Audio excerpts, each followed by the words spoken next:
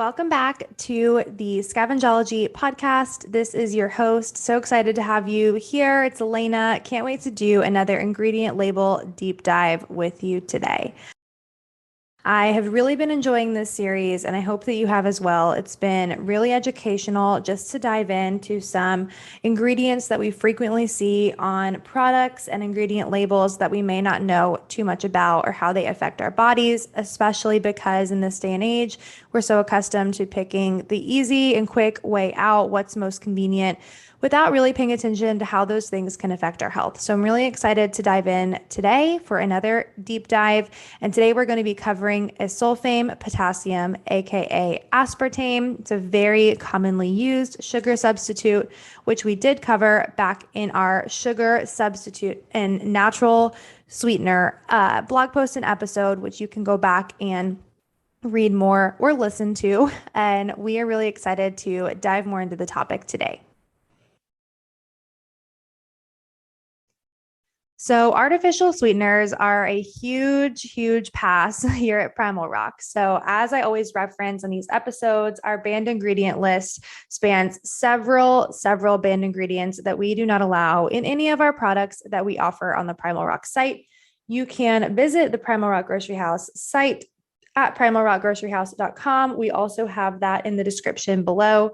You can also look at our Instagram and Facebook at Primal Rock, and we would love to have you check out some of the products that we have there. They are all clean products. None of these ingredients are included, and we are going to talk about the reasons behind that. So as we shared, aspartame is what we're talking about in today's episode. And this is a very common ingredient that you will find in diet soda, diet drinks, sugar-free foods, sugar-free candy, sugar-free gum.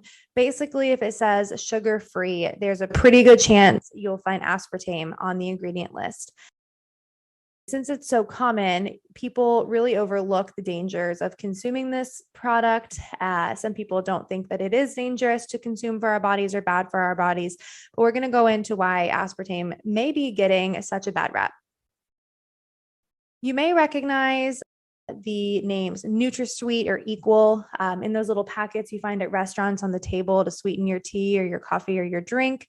And the U.S. Food and Drug Administration, the FDA, we talk about them a lot here, they approved aspartame for use for food and drinks back in 1981.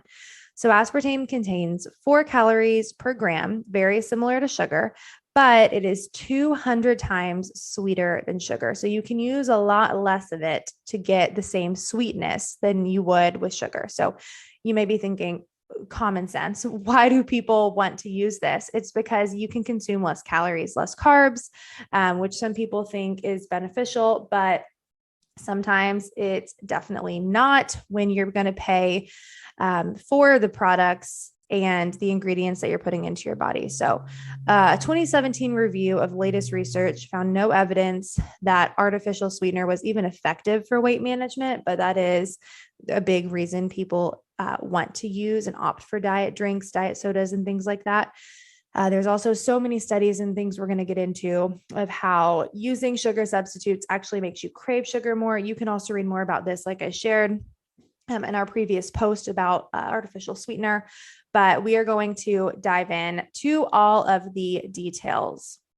In a Healthline study by registered dietitian Natalie Butler, it was mentioned that in 2010, 1/5 of all Americans drank a diet soda every day.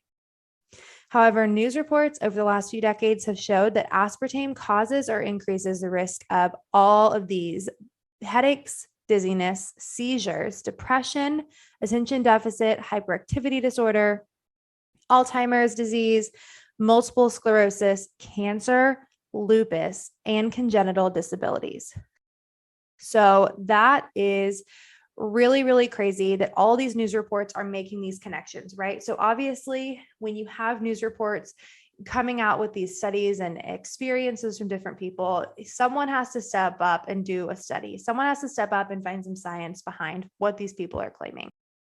So an environmental health study, it's linked on the blog. You can go check it out for yourself.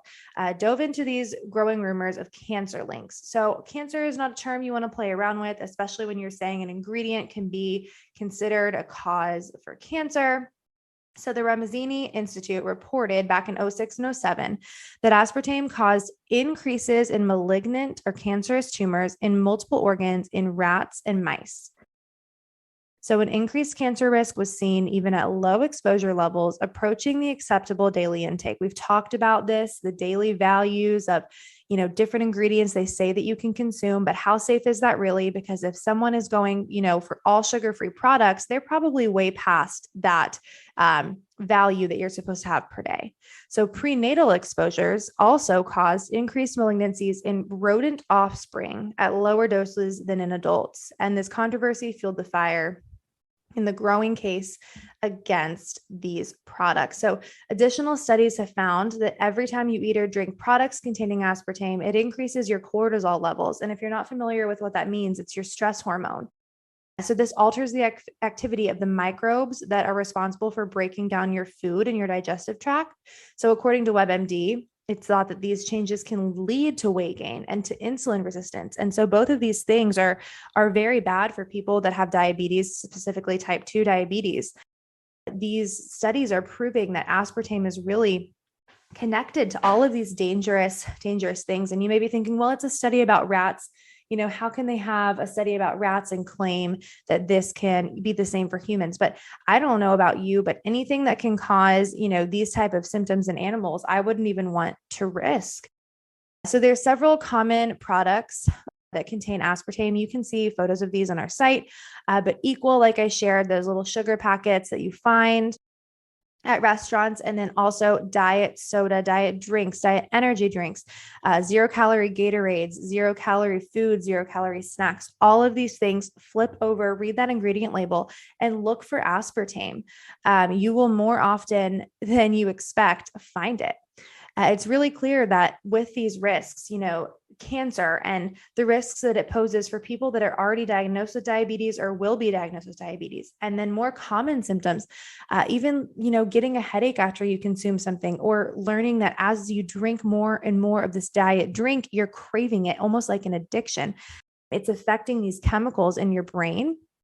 It's really obvious that, this is not the best way that we can be consuming foods that taste good. This is not the best way to be sweetening these products. So you may be thinking, okay, great. So I'm not going to have these dangerous sweeteners anymore, but I still really, really want the sweetness in my foods. And so what are some ways that you can sweeten your food and drinks? There's so many natural ways that you can, sweeten, whether you're baking or cooking and you want to have a little bit less calories, or just a more natural sweetener. Things like stevia or monk fruit, right? Or honey. We offer honey on our Primal Rock website, completely clean, amazing honey brands. Shop things like this to sweeten your foods, right? Shop these healthy products and companies that care about what you're putting into your body, and stay away from these chemicals, right? These are obviously detrimental in so many different ways to our bodies. You can read all of these studies linked over on our blog, on our website at primalrockgroceryhouse.com, on Writings on the Wall, if you want to read the physical studies. But there are so many ways that you can enjoy sweets, enjoy tasty foods without paying the price of consuming things like aspartame. So I would encourage you to go into your fridge, go into your cabinet, wherever you keep your foods, your drinks. Do you have anything that says sugar-free? And if you do, what are they using instead? Because if it says sugar-free, there's something that they're going to sweeten it with instead. And we want to be making sure that all of these things that we're putting into our bodies are going to do well for our bodies and not cause all of these symptoms, right? We don't want to be causing things that can potentially cause diabetes or cancer, or, increase our stress hormones in our brain, right? We want to be fueling our bodies with things that are going to lead us to health, and things that are going to help us to live a healthier lifestyle. I would encourage you to read these studies, educate yourself on what you're consuming, and just see how much better you feel once you cut out some of these dangerous chemicals. So thank you for listening. I hope to have you back again. And I hope that this episode educated you and taught you a little bit more about the products that you're eating. Thanks.